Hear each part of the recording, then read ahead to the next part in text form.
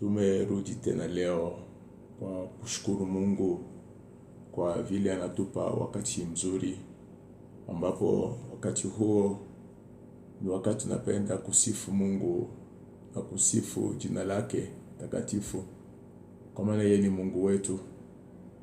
Mungu, tunakushukuru wakati huu unaotupa. Tunakushukuru wakati huu unaotujalia neema kwa siku ya leo tena Tuesday. Bwana, tunakushukuru sana kwa sababu unatupa kibali ya kusimama machoni pako na kuwa na neno la kutangazia wapendwa na watoto wako dunia yote nzima. Kwa wale watapata ruhusa hii ya kusikia Mungu kupitia simu hii, kupitia mtandao, kubali wapate kufaidika na kusaidika. Tunaenda kabisa kuinua jina lako takatifu, wewe unayetakasa wana wa watu. Acha neno lako itakase maisha ya mtu. Neno lako isaidia mtu fulani kuwa na uamuzi wa ukweli na kuona vile anaweza kukufuata kwa ukweli kabisa. Bwana, nakushukuru sana. Jina lako lipewe sifa. Jina lako litukuzwe tena milele na milele na milele na milele yote. Ni kwa jina kuu la Yesu Kristo naomba na kuamini. Amen. Bwana asifiwe sana.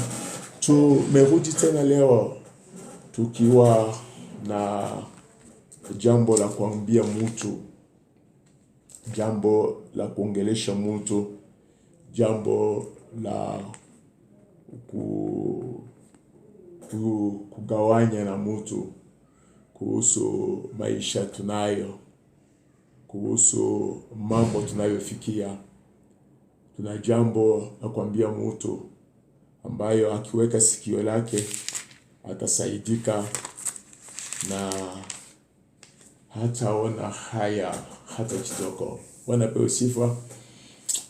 Ni asubuhi njema tena ambayo tumekuja kwenu na habari njema ya kwamba neno la Mungu ndio nguvu tunayo dunia hii. Neno la Mungu ndio tegemeo tunayo. Watu wote wanaweza kuongea bila kufanya vile walivyoongea. But wakati Mungu anaongea, Mungu anafanya vile anaongea. That's why most of the time mimi humwita mtumwa wa neno lake. Inawezekana mimi si mtumwa wa neno langu. Naweza kuongea kitu ambacho ikifika wakati wa kuifanya inaleta shida. Watu Mungu huyu wa Biblia, naongelee Mungu wa Biblia, ni mtumwa wa neno lake. Hakuna neno itakayetoka kwa kinywa chake ikabaki vile bila kufanikiwa ama bila kutenda. Mungu anaongea, anatenda. Ndio kwa maana tuna mstari mmoja tu tunatumika nao sana. Tunaingia nayo ndani, tunatoka nayo nje. I think leo tunaanza kwenda mwisho wa mstari huo tuliosema kwa muda mrefu, karibu miezi mitatu sasa, miezi minne. Tunasoma hiyo Zaburi 107 na mlango wake huo wa 20 ndio mali tuko. Ndio hapo ndio tutaelewa vitu vingi ambavyo Mungu anataka tufanye. Mungu anataka nini kwetu? Mungu anataka kwetu tuwe waaminifu wake. Na wakati tunapokuwa waaminifu wa Mungu, Mungu atafanya vile atakavyoweza na kutingisha dunia yote kwa sababu ya uaminifu wetu. Wakati tunapokuwa waaminifu wa Mungu, utaona mambo nyingi sana itabadilika kwa maisha ya mtu. Wakati tunapokuwa waaminifu sana kwa Mungu, Mungu atafanya kujionyesha ya kwamba yeye ni Mungu, hakuna mtu mwingine. Zaidi ya yote, kama unafuata neno lake, ndugu, tusifuata maneno ya watu ina fitina, ina ukabila ndani, ina mambo nyingi sana. Fuateni neno la Mungu. Fuateni neno la Mungu. Neno la Mungu ina uzima ndani na uzima wa ukweli. Na ambapo kama tunafuata hiyo neno na kwenda nayo vile ilivyo na kutenda sawa sawa. Kumbukeni mambo Mungu alimwambia Joshua baada ya Musa kufa. Anamwambia Musa, Joshua, Musa mtumishi wangu amekufa. Wewe ujipa moyo kwa sababu utatembea na Israeli. Until uingiza Israeli kwa nchi yao ya ahadi. Bwana asifiwe. Na wakati Joshua alichukua hiyo jukumu, ni Mungu alimshikilia kwa sababu alitii neno lake.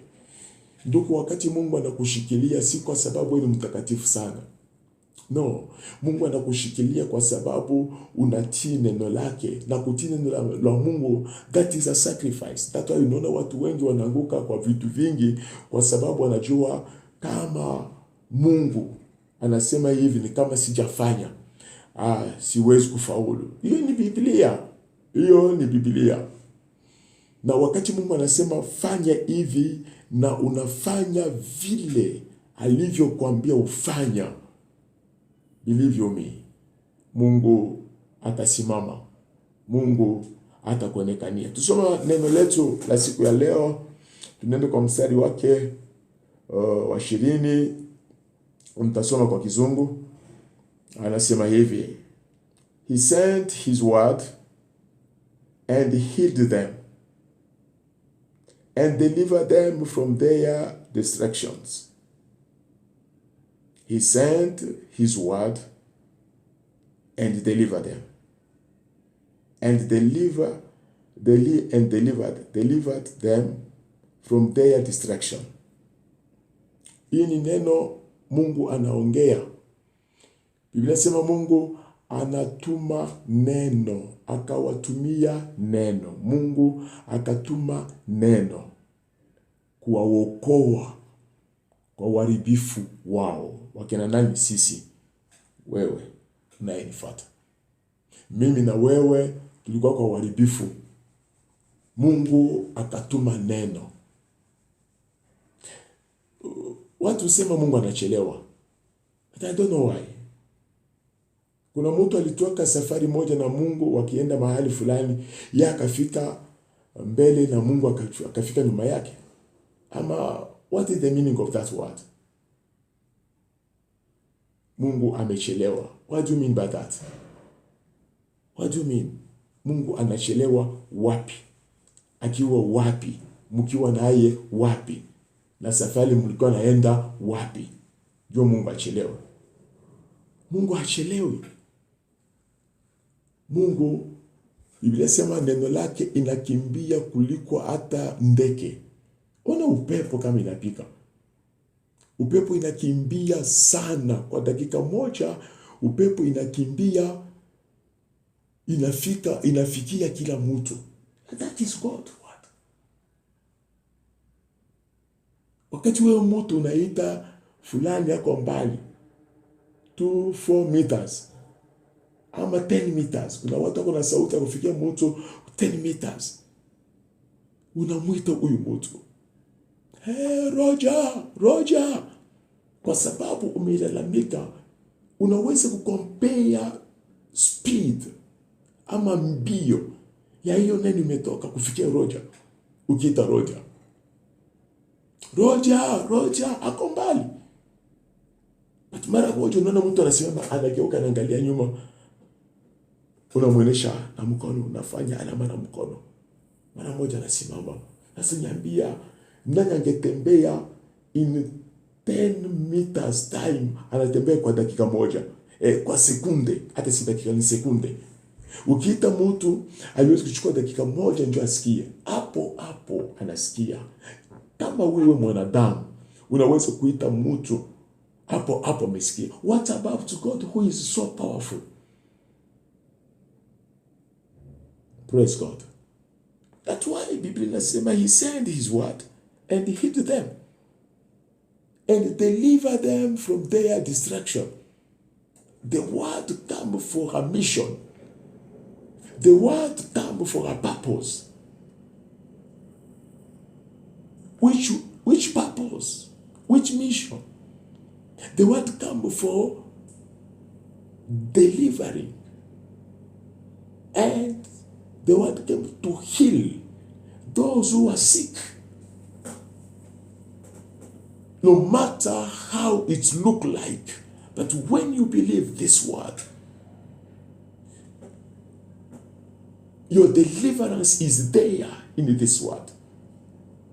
Your healing, a miracle healing, is there in this word. Remember what I told you last time?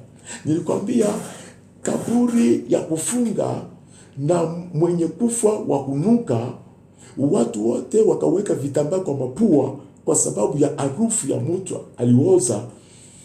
But huyu mtu alikuwa nasikia masauti nyingi ambayo haikuwa na impact yoyote kwa maisha yake. Wakati mwenye sauti alifika hapo, wakati alipoona Mungu akamsikia, mtu huyu hakuweza kabisa kukataa kusikia neno ya Mungu. Huyu mtu akafanya vile angeweza kusudi asikie. Na neno la Mungu inakujaka na nguvu ya kufungua hata masikio ya kufunga. Neno la Mungu inakujaka na nguvu ya kufungua macho ya vipofu. Neno la Mungu inakujaka kwa kufungua moyo mwenye kuvundika. Wakati moyo wa mtu umevundika, ndugu, hakuna dawa ya kupea huyu mtu kuhusu moyo wake upata courage. No. Hakuna dawa. Wanaweza kukudunga sindano kusudi ulale, but ukiamuka kesho utapata mambo ni yale. Tafadhali, neno la Mungu iko na nguvu sana ya kubadilisha mambo nyingi sana. Neno la Mungu iko na nguvu sana ya kuokoa maisha ya mwanadamu. Neno la Mungu iko na nguvu sana ya kuinua maisha ya mwanadamu. Neno la Mungu iko na nguvu sana. Vyovyote vilivyoumbwa dunia hii iliumba kwa neno. Hakuna mekaniki, hakuna fundi wa kujenga dunia. Fundi wa kujenga dunia alijenga dunia na neno. Alisema kuwe jua, na jua ikawa. Hapo jua ikawa. Oh Lord, I praise you. I honor you because of who you are. You are so powerful. You are like your word. Whatever come out in his mouth must do something great, touchable. Praise God. Asema Mungu akawatumia neno. He sent only. God spoke a word. Hey, healing. Go to Pastor Roger. And healing came to me. Kato inasema niko kwa mlango na bisha mlango. Mwenye kunisikia nikibisha na kunifungulia nitaingia. Number 1, nitaingia. Number 2, nitakaa kwake, nitakula na yeye. That's the word.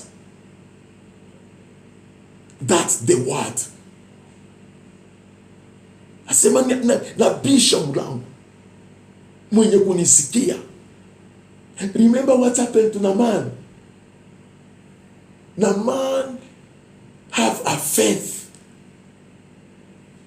Naaman believe where I'm going, that man will come out and ask a favor from heaven and lay his hand upon me. But what happened to him? Things change. Wakati Amani alipofika kwa mlango wa Elisha, Biblia inasema Elisha akajua Naaman amefika. Akatuma neno. Mwambieni Naaman. Enda kuoga Jordan mara 7. Mwambieni Aman, the word. Mwambieni Aman enda kuoga Jordan mara 7 atapona. Na maana akakasirika. Watu leo wanakasirika kusikia ukweli. Biblia inasema we shall know the truth and the truth shall set you free. Naaman alisikia neno ya ukweli but akadharau kwa sababu ya imani alikuwa nayo. Anasema mimi nilifikiria. Ndugu, fikira yako si ya Mungu. Oh, haleluya. Fikira yako si ya Mungu. Usifikirie vitu vyako ukiweka Mungu ndani. Never. It will not work. Asema mimi nilifikiria kwamba huyu mtu nabii atatoka nje aite Mungu wake. Hey. Praise Jesus. Praise Jesus. Aite Mungu wake, aweke mikono yake juu yangu kusudi nipone. Kuweka mikono na kuamini neno ni vitu viwili tofauti. Mikono, si mikono yote inaweza kubariki mtu. Believe you me. Si mikono yote inaweza kubariki mtu. But wakati unaamini what you heard, the word spoken to you, when you believe it, oh, a miracle must be there at that time. When you believe that word as it is, and you like it, and you love it, and you accept it as it is, believe you me, something great must happen to your life. Ataka kasirika. Vile nini mnenda kanisani, mnapenda kufika kanisani, weka mikono juu, sema Yesu ni Bwana, weka mikono juu, naona bashi inakuja. Njoo vitu watu wanapata, watu wanasisimuka ndani ya kanisa kwa anaendaka hiyo kanisa anatoka jasho. Wewe unafikiria anatoka jasho kwa sababu aliweka kabisa akili yake kwa neno. Wanaenda kuruka. Wanaenda kuruka, anatoka jasho. Pokea baraka kwa imani, unapokea baraka. Kesho unaenda kazini, wanakupea basha. Ndani ya basha nakwambia pana, kazi yako imekwisha. Ati Mungu unanyacha. Si wewe ulipokea basha jana. That's why hiyo misisimuko yote kwa kanisani, watu wanataka kusaidia Mungu. Pastors, let us preach the word of God. Let us preach the truth.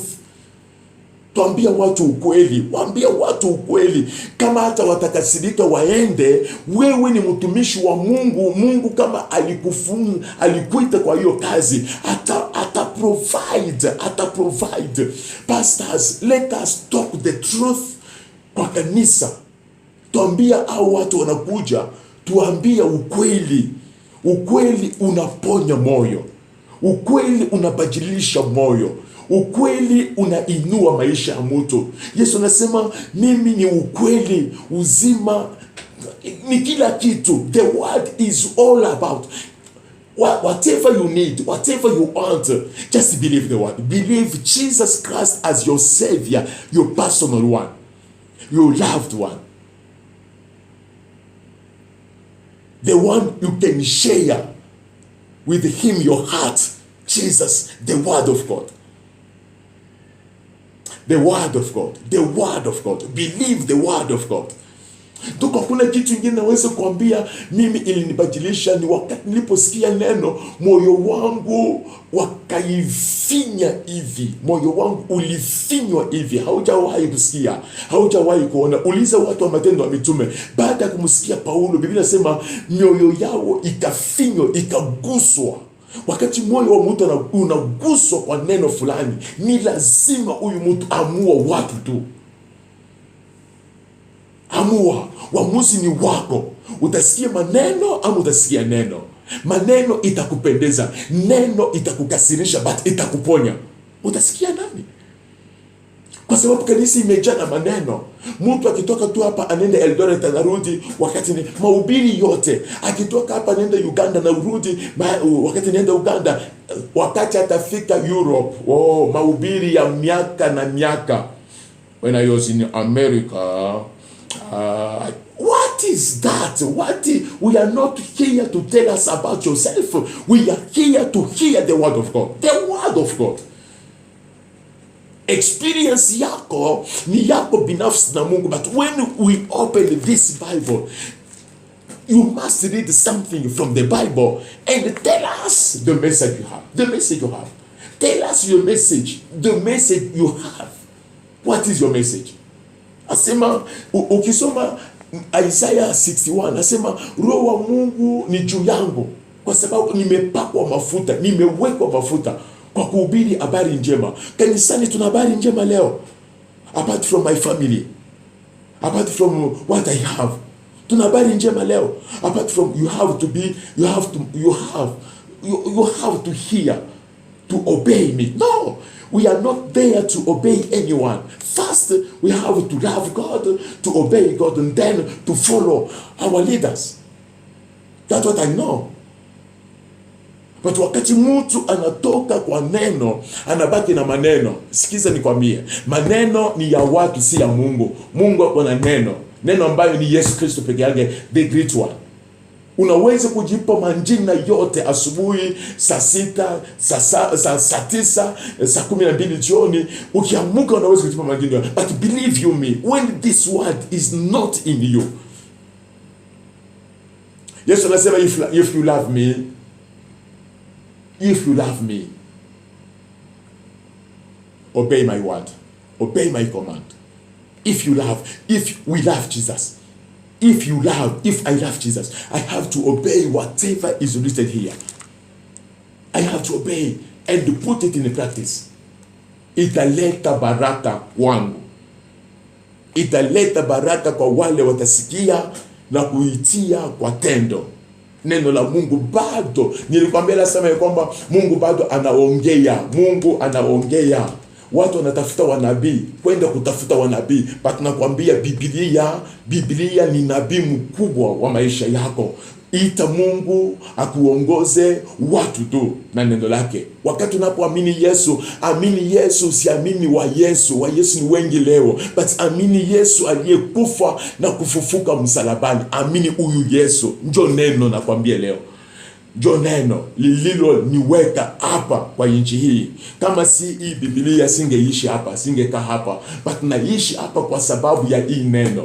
Kwa sababu ya upendo wangu kwa hii neno. Kwa sababu ya upendo wangu mkubwa kwa Yesu Masia aliyeniokoa. Amini, atakuponya. Hakuna ugonjwa kama mtu amekufa 4 days, amefufuka bila hata sukari, hata sukari imepanda, hata sukari imeshuka, bila hata pressure, hata pressure imepanda, hata pressure ilishuka.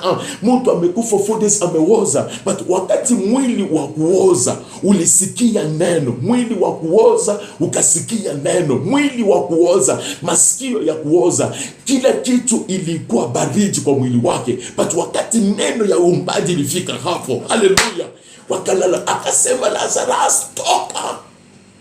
Lazarus akatoka, mwenye kufungwa. Mimi nilimtoa hapo.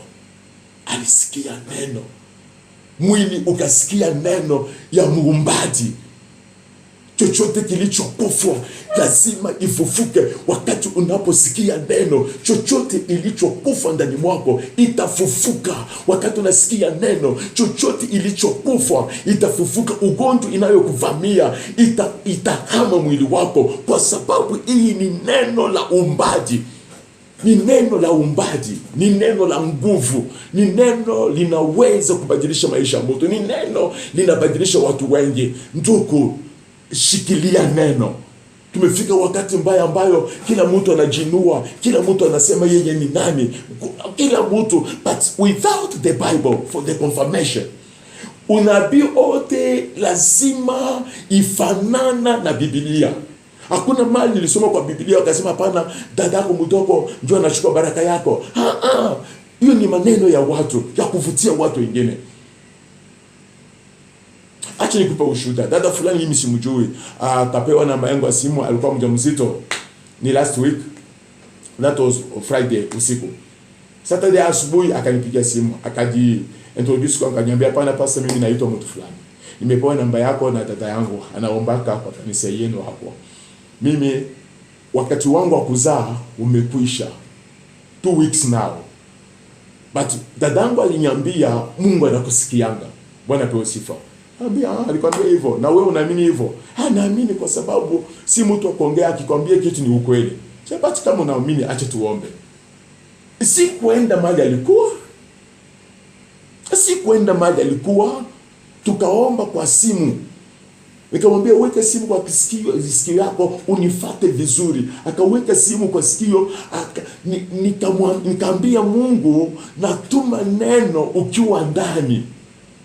Huyu dada wiki tunayoanza asimalize wiki hiyo. Si kuongea mambo nyingi, si kufukuza mashetani. Ndukulewa maisha ya watu imejaa na vitu vingi, wanaekelewa. Nilisema tu Bwana, nataka huyu dada kwa jina la Yesu Kristo, wewe ndio uliweka mzigo huo. Wewe ndio uliweka ule mtoto ndani mwake. Na wiki 2 imepita. Mwenye kumwambia wiki 2 si wewe, ni daktari. Na wakati uliweka mimba ndani mwake haukuuliza daktari.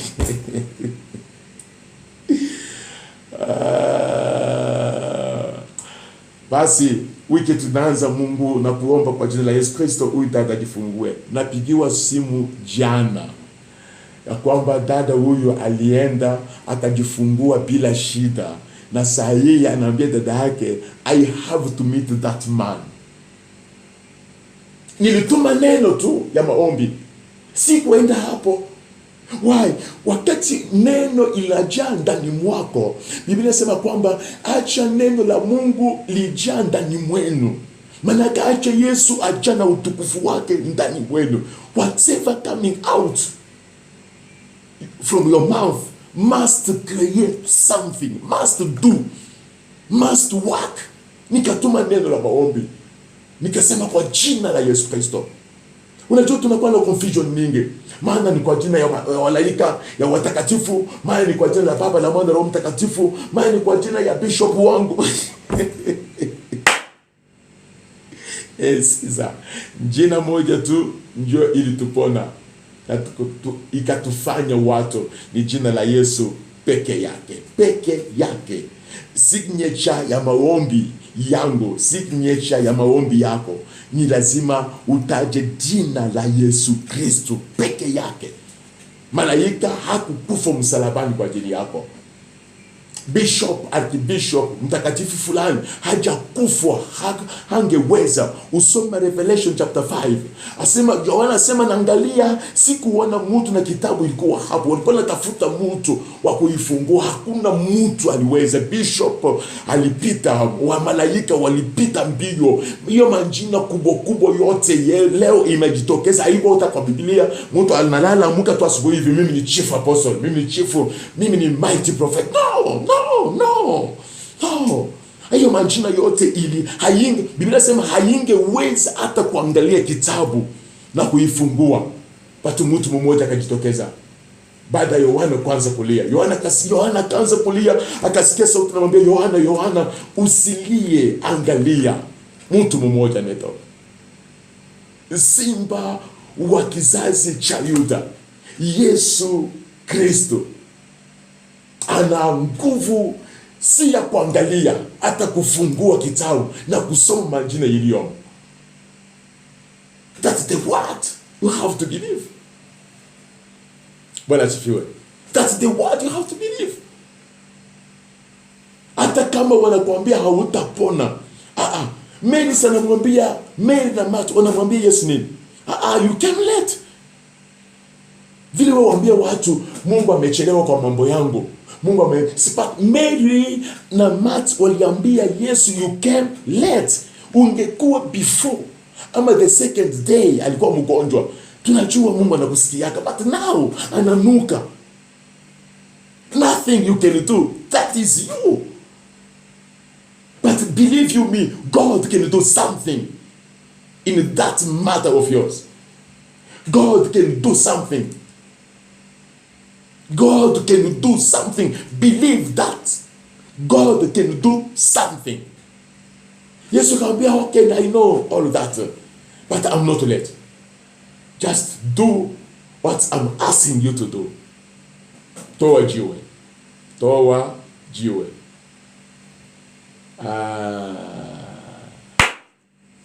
Hakufukuza kifo. Yes, hakuita moto kuchoma kifo. Tuko na kitu tunaenda kanisani kufanya vitu ambavyo hata Mungu anashtuka mbinguni. Ati tuchoma maro. Poleni sana. That is not my topic, but believe the word. Roho. Wewe unaona sauti? Si njoo hivyo roho iko. Utaichoma na moto gani?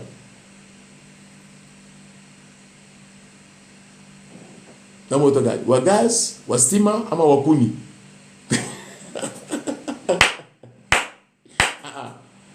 Believe the word. He sent the word for you. Jesus came for you and me to save our life, to bring us out, to make us his servant. Believe the word. Believe the word. Make sure you believe Jesus as your personal Savior. The healing, the blessings, it's your portion. And receive it as I'm talking to you. In Jesus' precious name. Lord, I thank you for who you are. You are the mighty one. No one is like you. Lord, I thank you for this word. Lord, I thank you. Lord, I thank you with all my heart. I honor your presence right now because you are here. Lord, I thank you because of this word again. I thank you. I will give you thanks always until my last day in this world. But help us, Lord. Help us. Help us, Lord. Help us to be strong for the practice of the word. I need your help, Lord Jesus. I need your help to make me strong for the practice of this word, because this will change our lives. This word will bless us, will show us the way to follow, because you love us, Lord. You love us. Thou art paid, art the high. Nimekushukuru sana kwa neno ya leo na kwa utaratibu ulionipa kuongelesha wapendwa. Acha maombi hii iwasaidie, iwafikie yoyote ako na shida, moyo wake umevunjika, moyo wake umechoka kuishi. Lord, calm down. Touch that heart. You know it. You read it. And heal that heart for your name's sake. Asante Yesu. Naamini ya kwamba unafanya hivyo kwa sababu wewe ndio ulisema uniite na kujibu, na nitakuonyesha mambo makubwa yasiyowahi kuona ama kujua ama kusikia. Baba, neno lako ni taa kwa miguu ya wale wanayamini, kwa sababu itaongoza hata kwa giza. Kubali Mungu wa uwezo, utujalie neema tu na utukufu wako, na baraka yako itufikie through this word. In Jesus' precious name, naomba na kuamini. Amen. Amen. Mungu awabariki sana. Tutakutana wakati unaokuja, na itakuwa